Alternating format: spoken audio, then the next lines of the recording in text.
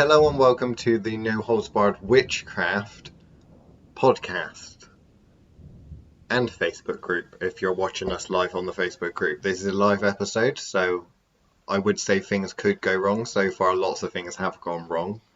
And today we're talking about magic when it goes wrong, I think, isn't it? Yeah. Is that right? Be careful what you witch for. Right, okay. Be careful what you witch for, yeah. Or wish for. Or do. So, I'm not entirely sure where to start other than the fact that what do you think the biggest thing that you've ever done, magic related, what was the biggest mistake you made? What was the biggest explosion you caused?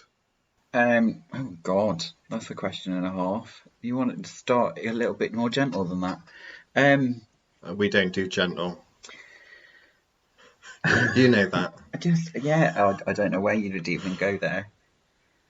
I think I know what you're going to say, but I'm wondering if there's another story.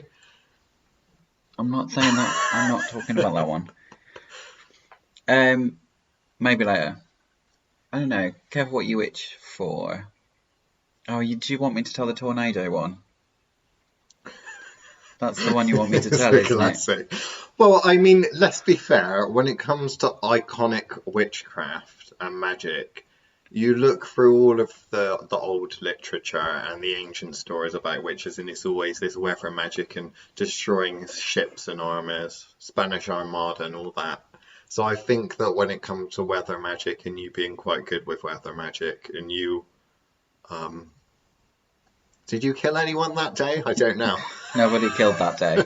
I don't think I've okay. Not that you're aware of. No weather magic I've ever done has actually caused death. I don't know. Friends used to go through. You mean not that you've.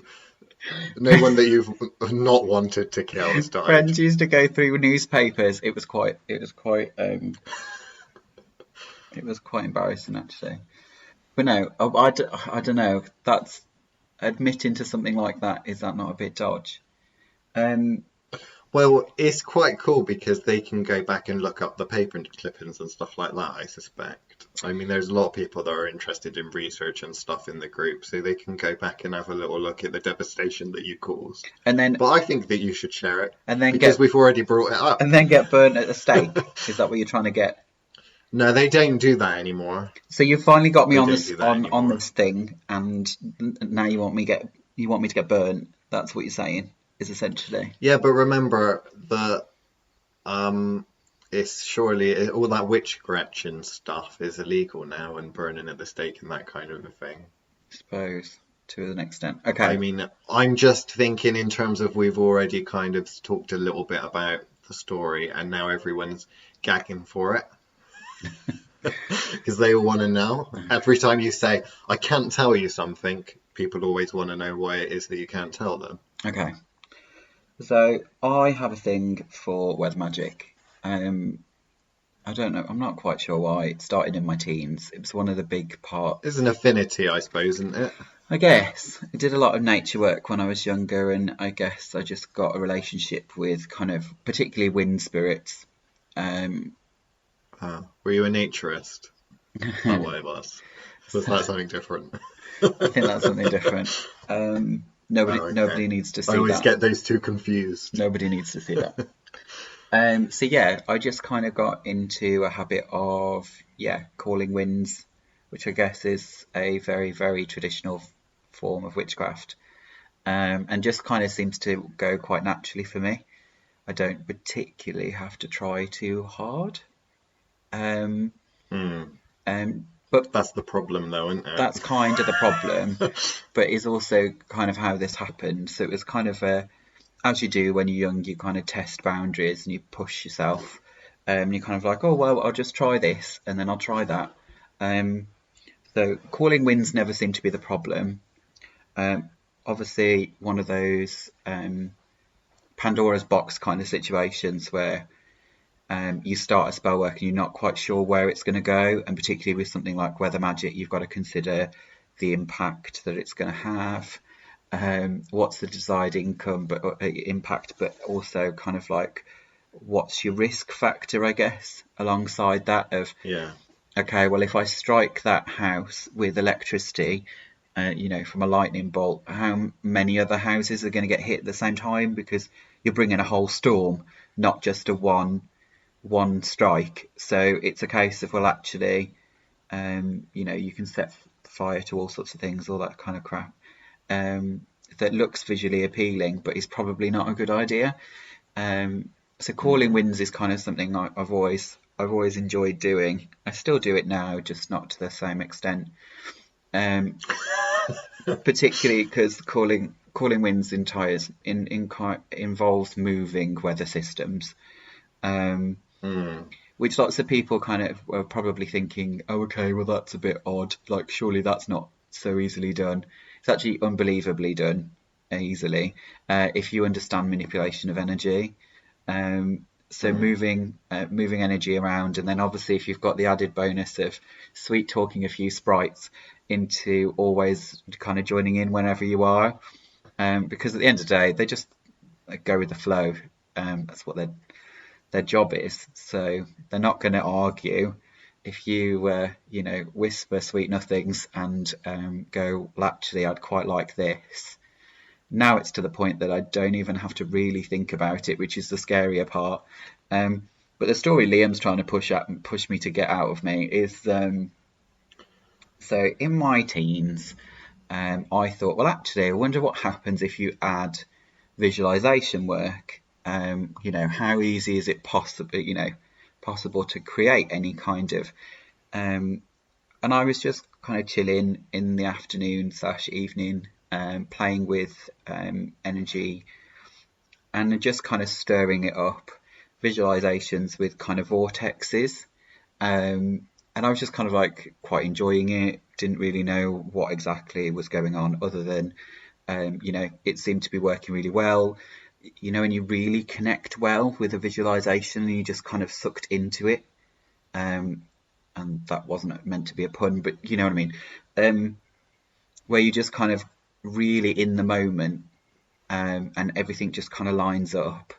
It was one of those, and then obviously it was only lasted probably a few minutes, but it was a perfect connect.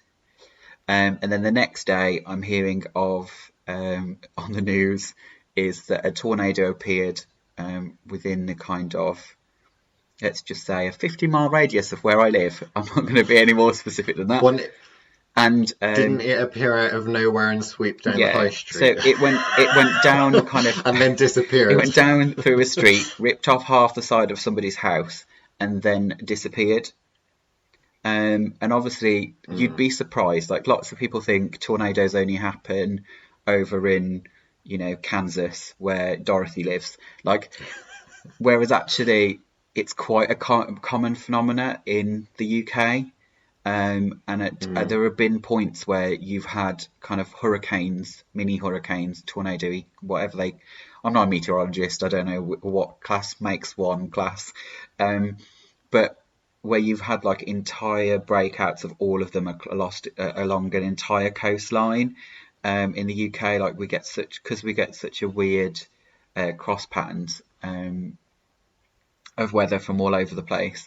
Means that like we get these things all the time, but obviously it was enough for me to shit my pants, bearing in mind I was probably only about 13, 14 at the time. It didn't stop me doing it. I may have done another one a couple of weeks later just to see if I could push it and actually do it. see if it was a fluke or not. If it was a fluke. But other than that, so that's all I'm going to say on the matter. Is that the one where you almost killed your brother? So that was a different one. No. A different one? No. That was a different one. No, and it wasn't my brother. It was a friend. But that's the lightning story. That's not a. That's lightning. I always get tornadoes and story. Lightning mixed up. Both of them have a habit of following you around wherever you go. That's the thing with weather magic, I think, is that it's one of the best ways, I think, of teaching cause and effect. Yeah. Because, creation at the end of the day, the universe is an ecosystem. And the weather essentially is a system in itself. If you affect something one place, it will have a knock-on effect somewhere else, even if it's over the opposite side of the world. Yeah. So yeah, when it comes to teaching apprentices and stuff like that, ethically speaking, I don't know what your thoughts are when you take a weather magic approach, because obviously I've heard of some people when they're training apprentices, Yeah. in the magical arts, they'll say, you know, oh, we want you to do such and such as one of your first kind of earliest spells, which would be, you know, not necessarily tornadoes, but snow's quite a popular one. Yeah. Or rain. I've Or always that had trouble kind of with thing, snow, bringing it actually. in. Oh, really? Okay. Yeah, That's interesting. snow's a really hard one because very early on I kind of learned to kind of tie up. So the trigger for mine, the energy pull, was always an emotion, Right. and that was also the problem. So actually trying to get snow was always a tricky one for me because for me I always tied I always tied it up with contentment. And you know enough Yeah. about me to go, I'm very rarely You're content. never content. So, Yeah. so trying to get snow, I could do sleet, I could do hail. Hail's really easy because I'm always a bit frosty. But you know, like, but actually getting snow, I've always Mr. struggled with snow. Frosty. I'm not very good at snow. Well, I suppose it depends on your approach, because if you're talking about connecting to it from an emotional perspective, like our approaches sometimes are different. Because I'm a bit sociopathic, I tend to be very cold and unemotional when it comes to magical Yeah, practice a lot of the time, unless I'm hexing or cursing someone. So for me, it's kind of like zooming out and seeing the globe on, you know, seeing things on a global space, you know, scale, and then the manipulation and pulling of something from one place to the next, and then seeing it's kind of like one of those Stretch Armstrongs, or like plasticine or blue tack or something. When you're stretching, you're pulling something in a, you know, from a position to another position. Whereas what you're talking about is, I suppose, being in the present moment where you are, and then using the emotion to suck in what you're wanting. exactly. But of course, if you do that, you're not necessarily paying attention to where it's coming from. Or even if it's like a train track with a carriage, if you're pulling one, that's going to have a knock-on Yeah. effect and pull a lot of other things But you've over. also got to So factor were in. you responsible for Katrina? No, Was that no. you're doing? No, Okay, but you've got to that's factor good. in that while I was doing this, is my teens and all my, you know, a lot of watching at that point was probably Charmed, and the focus was always on Oh, right, emotion, okay. wasn't it? So I think, Or Buffy the or Vampire Buffy, Slayer whether and all it's that. always they Yeah, always talk about this connection to emotion. So at the yeah. time, it was kind of like, oh, I wonder how that works, rather than, oh, that's how it works. It was more, I wonder what happens Mm. if you apply emotion um, to devastation, and see how that happens. Well, that's the thing. I mean, lots of people are, because it's emotion at the end of the day, most people aren't able to control their emotion. So when you're talking about witchcraft or magic or a ritual or a spell, the whole point is that you're controlling an outcome. Yeah, So when you're introducing an energy force, such as an emotion, into that, which you can't control because it's an emotional reaction, and emotions are reactions, I suppose, at the end of the day, you're literally introducing quite a lot of power into that, but it's power that you're not naturally able to control, because that yeah. kind of defeats the purpose of an emotion. But no, it's quite interesting. What do you think the most um, where do you think people go most wrong when it comes to magic then? What does everyone tend to mess up? I think, which is probably going to be a bit controversial because it's me, but That love spells? it's going to be not so much that. I think Okay. people get a little bit too tied up in what's possible. So rather than just pushing the Okay. boundary and saying, I want this, how do I make this happen? What they actually do is go Mm. in, oh, well, I don't think I could raise the energy to do such and such, or I don't have the power to do, you know, and they think too small, Right, okay. Which, So what negative effect does that have? well, the Have you got fact, any I examples think or they anything? limit themselves, so then they put so much doubt into their spell working without actually Ah, okay. meaning to. And I think that's the problem, is you kind of go, well, there will be people watching that have just gone and watched us talk about weather magic on Mm. affecting things on a global scale, because it's an ecology.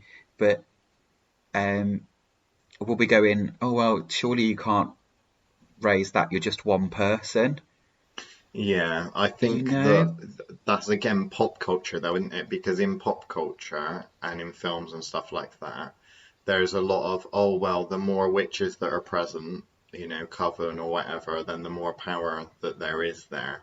When it doesn't, it depends. I suppose that's not entirely true, that that's not the way it works, because it really depends on what system you're Yeah. operating But on, it because there are so many different currents that you can use and approaches to take yeah, the rather potential than just the one. potential for more power is there, but actually achieving Mm, that is the problem.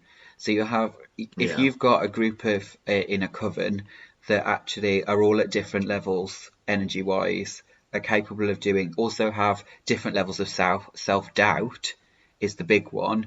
Mm. If they don't actually believe, well, oh, I'm only a second degree such and such, like, and then go, but I'm only a Wiccan. but someone else's, and then obviously, because that's the other part. The biggest problem I have with kind of threefold law and Wiccan Read is exactly that. It's a case of, well, you've put limits that weren't originally there on top of that to make sure that actually you're now second guessing every part of your personal power when you're going through that process, rather than thinking what's Mm. possible, how do my ethics apply.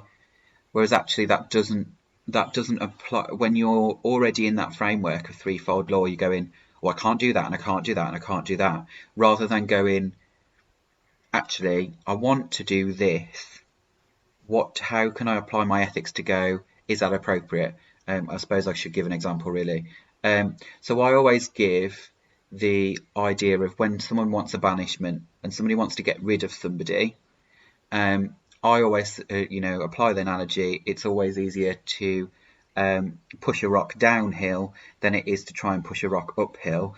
And actually, if somebody is turning around and saying the easiest way to get rid of somebody isn't just to kill them or get them run over by a bus, those sorts of things have other consequences that you have to take into mind. The easiest way to get rid of somebody is a honey trap, which is essentially to say that person now should get this new job promotion that moves them over in that direction.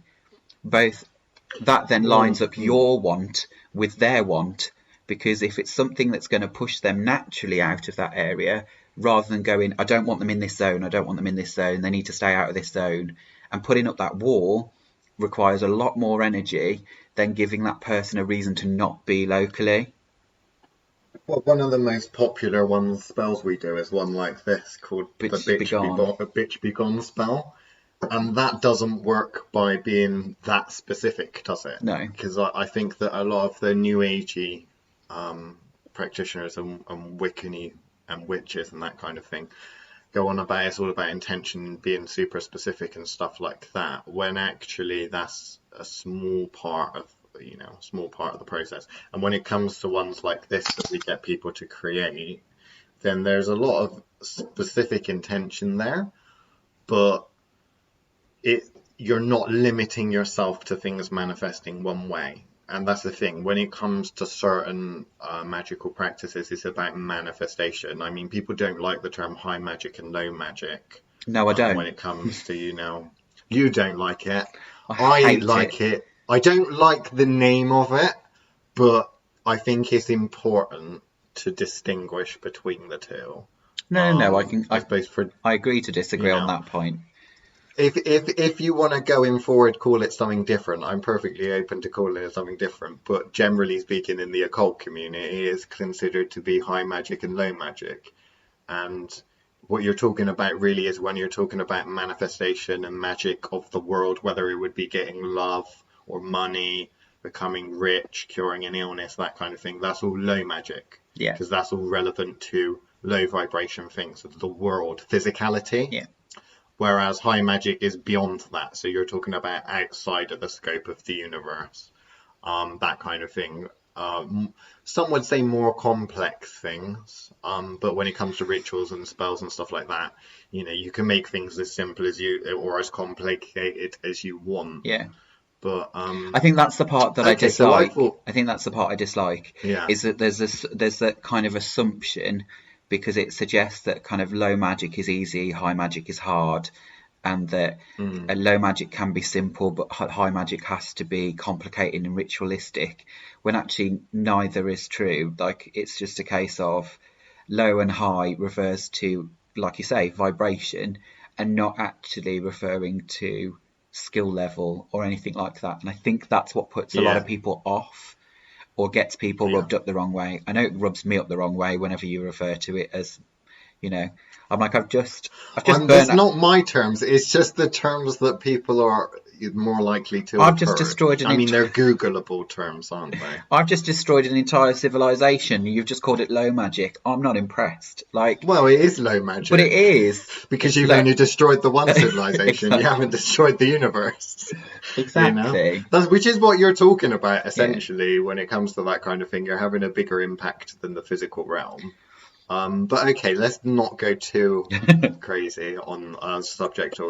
Let's talk a little bit about when people, maybe some examples of when people seriously magic up. And normally when it comes to most of the stuff we're asked for, well, pretty much everything, I'd say maybe not everything, 99% of the stuff that mundane people ask us for or help with, is low magic. So if they want a new job, they want this, they Yeah. want that, blah, blah, Yeah. blah.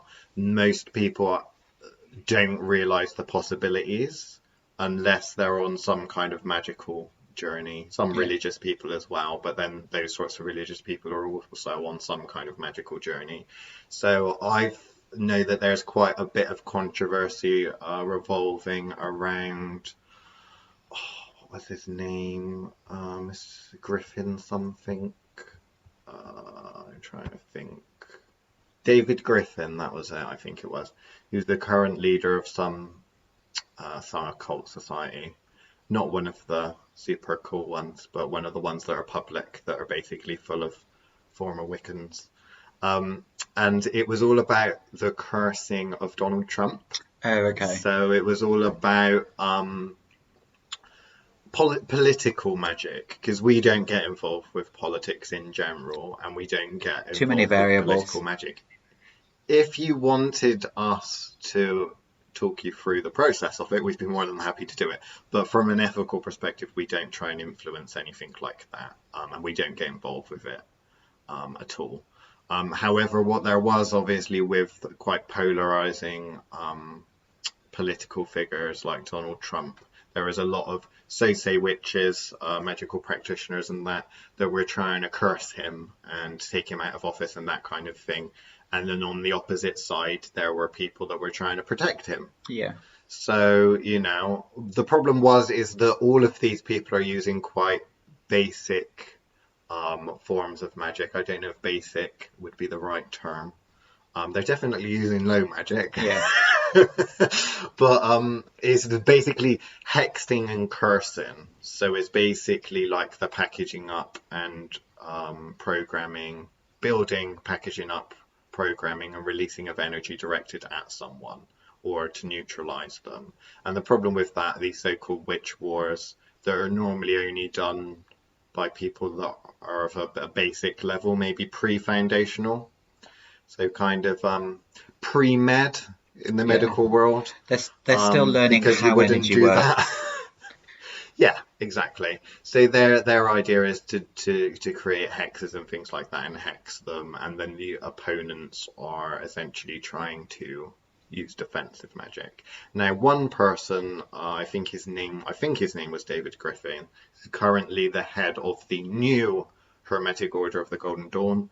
In America, I think, thought that was all bad to be cursing Donald Trump and stuff like that. So he decided to create some kind of they did some kind of ritual, and I think they created I don't know whether it was talismans or something like that, but basically on their property, they decided to create essentially a vacuum or a container spell that was supposed to absorb the negative energy given off and directed at Donald Trump by the rest of the so-called witches. Baby witches, isn't that what they call Oh, them nowadays? don't. Um, You did that all and last apparently it weekend. blew up.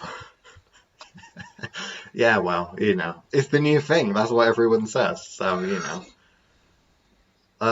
Apparently the thing blew up. Like there was some kind of massive explosion and fire and stuff like that on the property that it was on.